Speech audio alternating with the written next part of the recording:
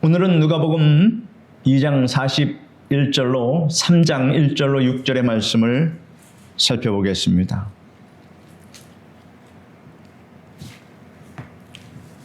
사랑하는 성도 여러분, 우리가 인생의 긴 여정을 걸어오며 수많은 일들을 겪어왔지만 그 모든 시간 속에서 우리를 지탱하게 한 유일한 힘은 바로 하나님의 말씀이요 주님의 은혜였음을 고백 아니할 수 없습니다.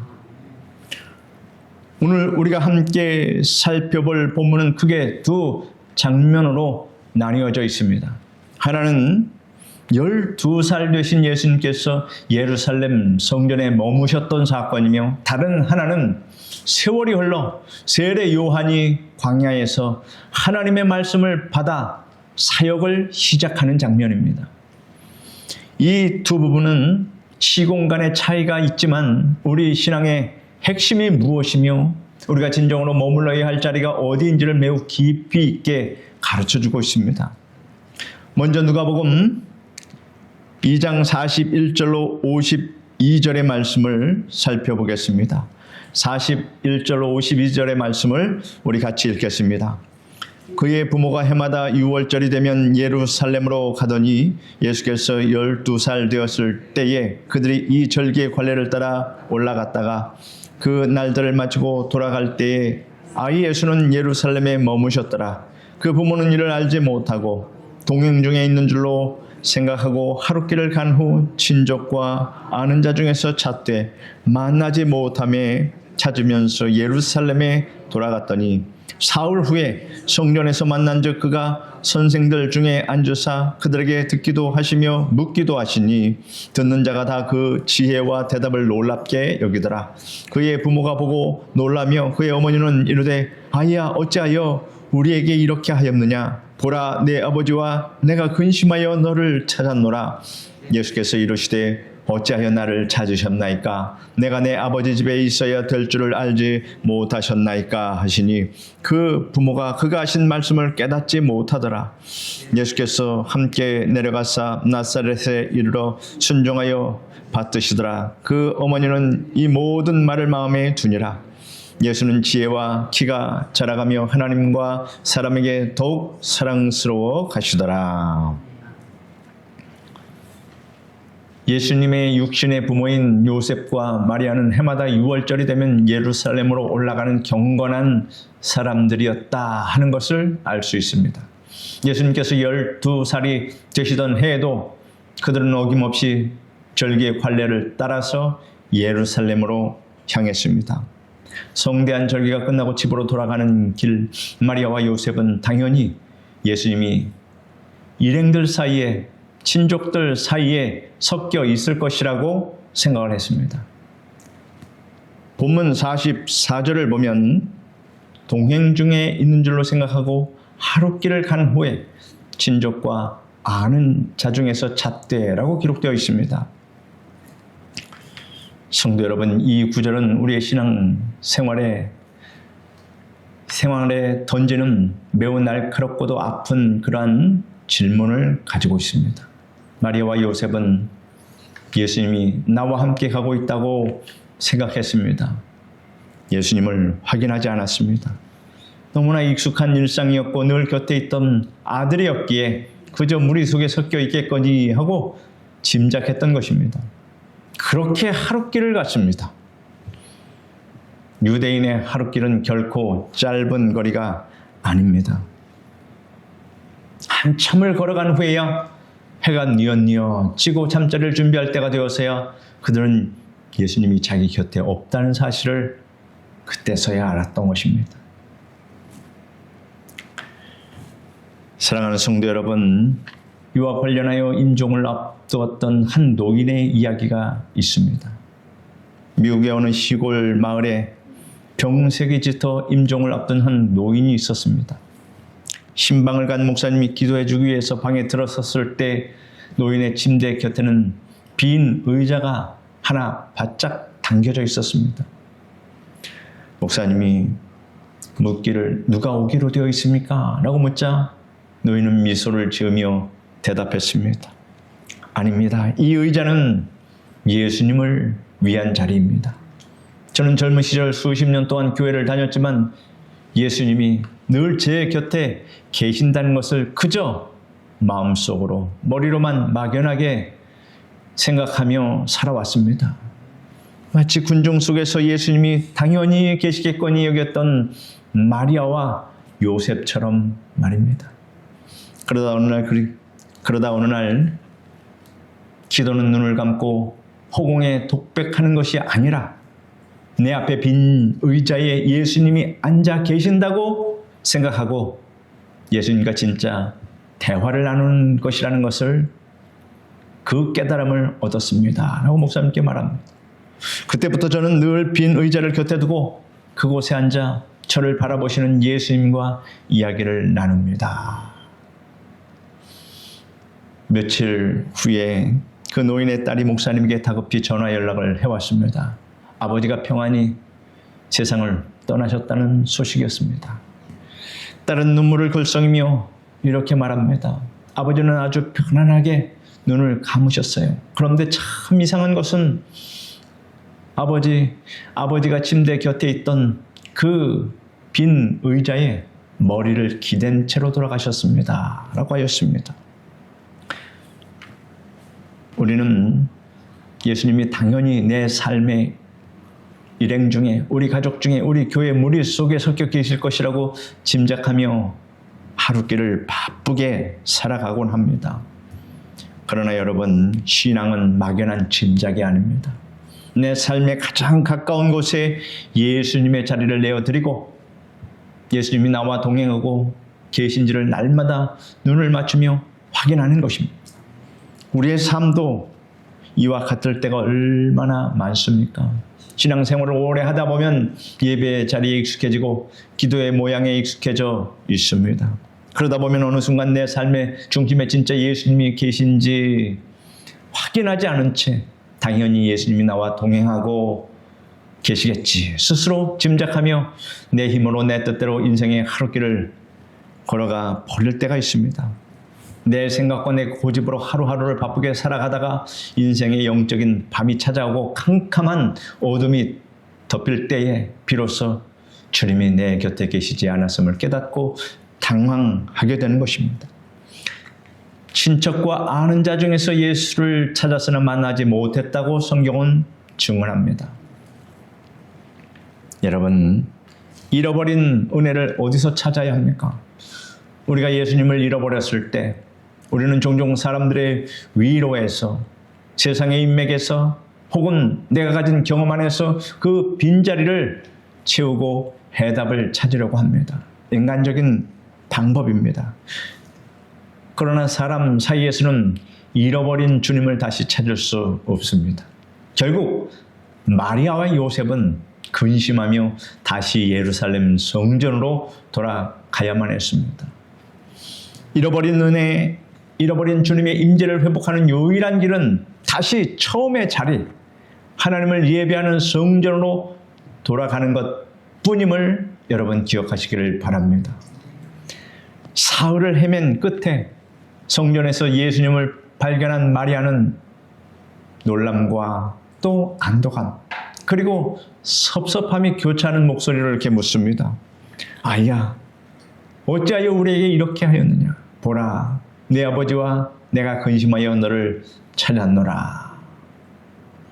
그때 12살의 예수님은 신앙의 본질을 꿰뚫는 위대한 선언을 하십니다. 본문 49절에 보면 어찌하여 나를 찾으셨나이까? 내가 내 아버지 집에 있어야 될 줄을 알지 못하셨나이까? 이 말씀은 예수님께서 자신의 정체성을 세상에 처음으로 드러내신 위대한 고백입니다. 육신의 부모를 공경하지 않는 것, 그래서 하신 말씀이 아닙니다. 내 영혼의 진짜 주인이 누구시며 내 삶의 진정한 목적지가 어디인지를 명확히 아셨던 것입니다. 아버지의 집, 원어의 의미를 살려 번역하면 내 아버지의 일 혹은 아버지의 공간에 머물러야 한다는 뜻입니다. 예수님의 마음과 시선은 언제나 하늘 아버지를 향해 있었다 하는 것입니다. 여러분, 우리도 마찬가지입니다. 여러분은 여러분의 시선을 지금 어디에 두고 있습니까? 여러분의 시선은 이 세상에 아닌 줄 압니다. 여러분의 시선은 우리가 장차 들어갈 저 본향 천성을 향하여 항상 시선을 고정하고 살아가고 있습니다. 그래서 어떤 마음이 드십니까? 이 땅에서 아무리 좋은 음식, 좋은 경치를 봐도 만족함이 없습니다. 가장 만족스러운 것은 내 영혼의 평안함, 하나님이 나와 함께 계심을 느낄 때 그때가 가장 행복한 겁니다. 그리고 나의 부족한 이 육신을, 나의 영혼을 하나님께서 반드시 지켜주시고 나를 책임져 주신다 하는 그 믿음이 확고하게 들어찰 때 가장 행복할 것입니다. 맛있는 것을 먹는다고 행복하겠습니까? 좋은 경치를 본다고 행복하겠습니까? 이제는 그럴 때가 다 지났습니다. 이제는 오직 우리 하나님만 내 심령으로 가까이 느끼고 우리 하나님이 나와 함께 하심을 알 때 그때가 가장 즐거운 것입니다. 그때가 바로 이렇게 우리와 함께 예배드리고 또 하나님을 향해서 나의 간절한 호소를 올려드릴 때 그때가 가장 인생의 보람되고 행복하고 값진 시간이다 하는 이 사실을 우리는 깨닫고 지금 살아가고 있습니다. 우리가 이 땅에 발을 딛고 살아가며 여러 가지 의무와 책임, 가정에서 역할들을 잘 감당하고 지금 살아가고 있습니다. 그러나 모든 삶의 여정 속에서 우리의 영혼이 가장 깊숙이 뿌리 내려야 할 곳은 바로 하나님 아버지 집이라고 하는 사실을 믿으시기를 바랍니다. 주님의 몸된 교회, 말씀이 선포되는 이 예배의 자리, 그리고 홀로 무릎 꿇는 기도의 처소가 바로 하나님의 백성인 내가 머물러야 할 아버지의 집이다 하는 것을 오늘 말씀은 우리에게 이야기하고 있습니다. 세상의 근심과 걱정이 파도처럼 밀려올 때, 인간과의 갈등으로 마음이 상할 때 여러분, 우리는 어디에 머물러 있어야 합니까? 번민이 찾아오고 갈등이 심할 때 그때 여러분 모든 생각을 비우십시오. 하나님 앞에 서십시오. 하나님께 기도하십시오. 그리고 하나님, 참으로 어려운 일은 나의 지혜와 내 생각, 내 경험으로 인간적인 방법으로 해결하지 않고 전능하신 하나님의 방법으로 이 문제를 해결하기를 원합니다 하고 이 문제를 하나님께 올려드립니다.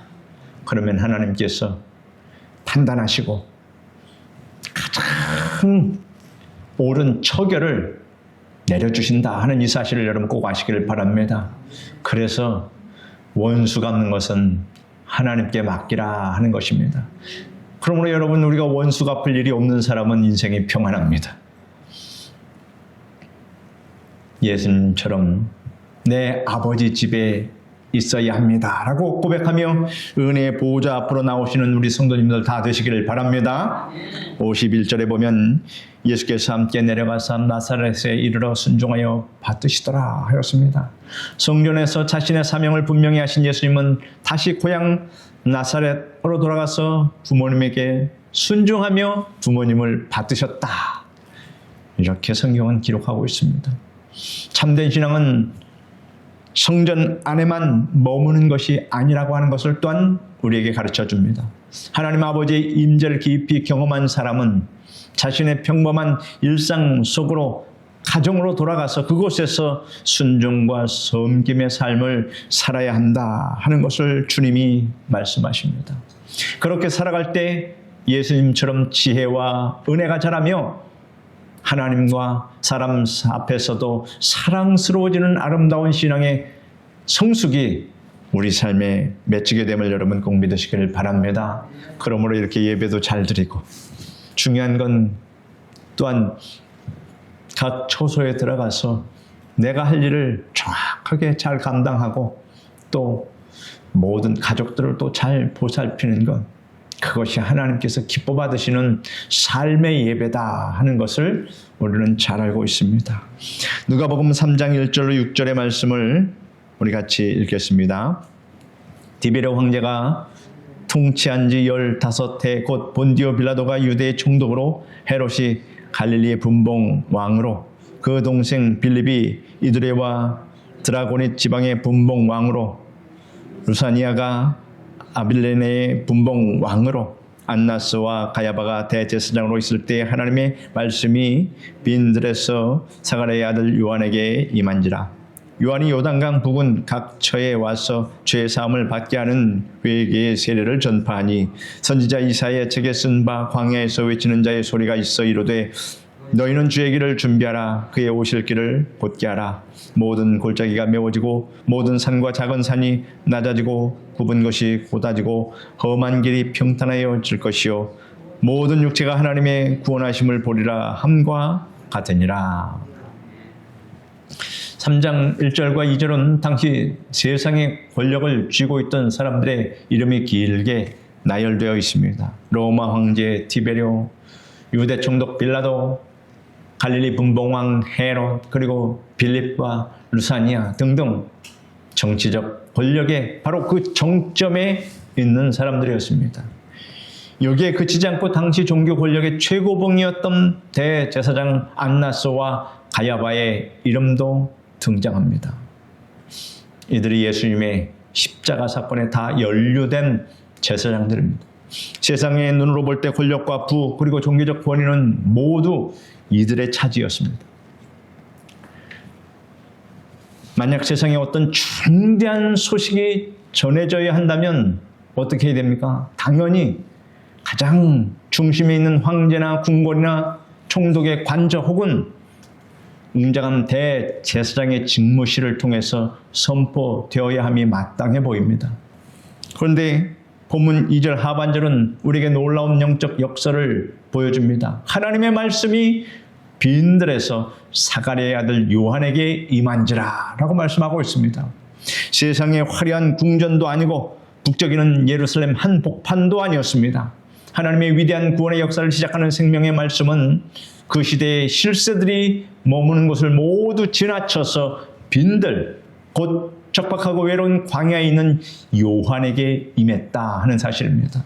성도 여러분, 왜 빈들입니까? 왜 척박한 광야입니까? 광야가 어떤 곳입니까? 화려함도 편안함도 없는 곳입니다. 내 힘으로 무언가 일궈낼 수 없는 철저한 무능함의 장소였다는 것입니다. 오늘 하늘에서 오직 하늘에서 내리는 비만 바라보아야만 하고 하나님의 은혜가 아니면 하루도 버틸 수 없는 철저한 의존의 장소입니다. 하나님은 왜 그토록 중요한 구원의 말씀을 궁궐이 아닌 빈들에 보내셨을까요? 세상의 힘과 교만으로 가득 찬 곳에는 하나님의 말씀이 들어갈 틈이 없기 때문입니다. 이것이 바로 영적인 원리입니다. 예수님께서도 베들레헴 말 구유에서 오셨다는 것, 그곳으로 오셨다는 것 같은 맥락의 말씀입니다. 심령이 가난한 자 오직 하나님만을 바라는 그 텅 빈 마음에 하나님의 말씀이 임재한다 하는 것입니다. 우리의 삶을 돌아보면 때로는 내 인생이 광야 한가운데 서 있는 것 같을 때가 있습니다. 세상을 의지하던 것들이 다 끊어지고 사람들의 발길도 닿지 않는 외롭고 막막한 빈들의 시간을 지날 때가 있습니다. 그러나 기억하십시오. 영적으로 가장 메말라 보이는 빈들의 시간이 사실은 하나님의 생생한 말씀이 내 심령에 임하는 축복의 시간이다 하는 것입니다. 내 안에 교만과 내 의지가 비워진 바로 그 자리에 비로소 하나님의 음성이 들려오기 시작합니다. 광야에서 말씀을 받은 세례 요한이 외치는 메시지의 핵심은 무엇입니까? 이사야 선지자의 예언을 이용한 본문 4절과 5절의 말씀입니다. 선지자 이사야의 책에 쓴 바 광야에서 외치는 자의 소리가 있어 이르되 너희는 주의 길을 준비하라. 그의 오실 길을 곧게 하라. 모든 골짜기가 메워지고 모든 산과 작은 산이 낮아지고 굽은 것이 곧아지고 험한 길이 평탄하여 질 것이요 하였습니다. 고대 시대 왕이 행차를 할 때면 선발대가 미리 가서 왕이 지나갈 길을 닦습니다. 제가 군대에 있을 때도 사단장이 막사로 부대로 들어온다 하면 어떻게 하는 줄 아십니까? 아스팔트 길을 물청소를 합니다. 군의 살수차를 동원해서 아스팔트도 깨끗한데 먼지 하나 없이 아스팔트를 전부 다 물을 뿌려가면서 뒤에는 병사들이 빗질을 해가면서 그렇게 사단장이 오는 그 길을 예비합니다. 군대 아니면 경험할 수 없는 일입니다. 고대 왕이 행차할 때 패인 곳은 흙을 채워메우고 불쑥 솟아오른 것은 깎아내며 굽은 길은 곱게 만들고 돌짝막 같은 험한 길은 평탄하게 하고 고르게 작업을 합니다.